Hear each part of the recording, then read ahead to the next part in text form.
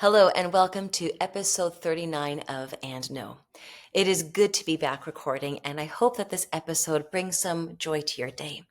I appreciate you listening, and if you are enjoying this podcast, would love for it to be shared with a friend. One of my greatest joys is when I'm able to see the stars in their full display.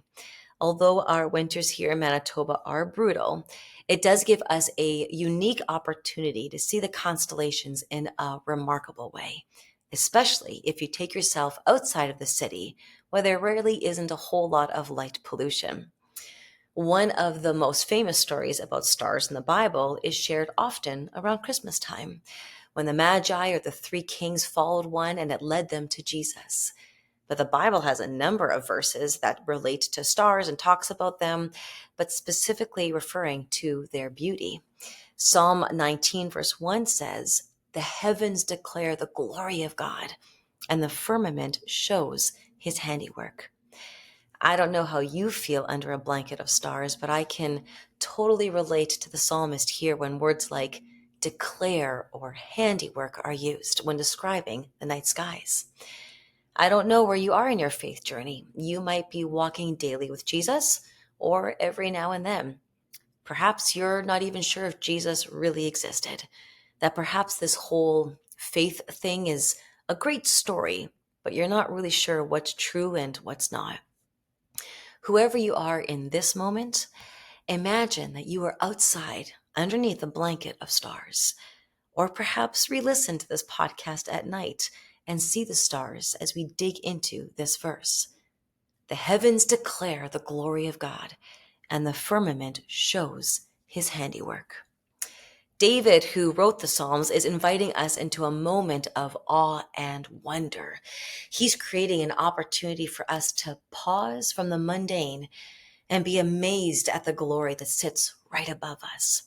There's a word he uses here that isn't too common in our everyday language, and that's the word firmament.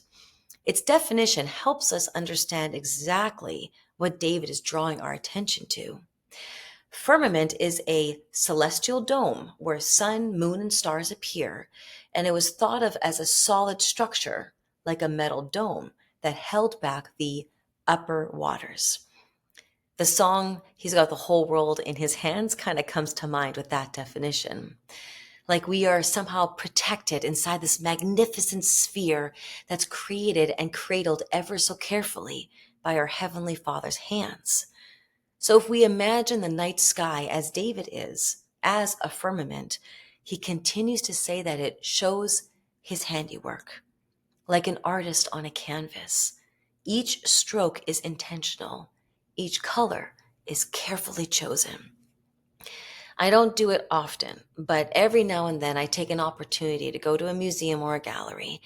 And while I really can't appreciate to the full effect of the effort that an artist is putting into their creation, I do know that great care, consideration, and creativity was poured into their masterpiece, even if sometimes I'm looking at them and wondering, what am I looking at? But nothing was just thrown around. And our God is the same way. The world is his masterpiece. Nothing was just thrown up and around here either. No, our God is too divine, too perfect to leave anything to chance. We've spent just a moment on the last part of the verse, so now I want to jump to its beginning. The heavens declare the glory of God.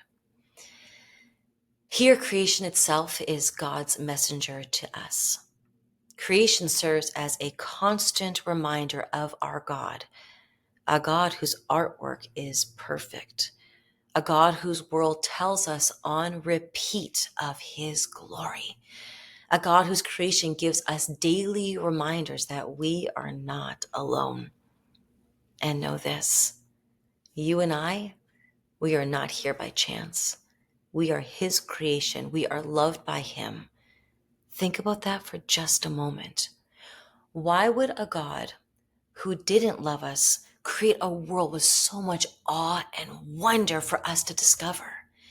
It is yet another way God reminds us of his presence. All we need to do is pause, even for just a moment, and simply be in awe of the greatest artist that ever was and ever will be. So perhaps today is a reminder to just breathe, just pause. Or perhaps today is a day to nudge a little deeper into your faith. Wherever your faith journey is, you are literally and truly surrounded by His handiwork. And always know that you have a place in this world, His world, and you are His greatest masterpiece. Thanks for listening to today's podcast. I hope it was a blessing to you.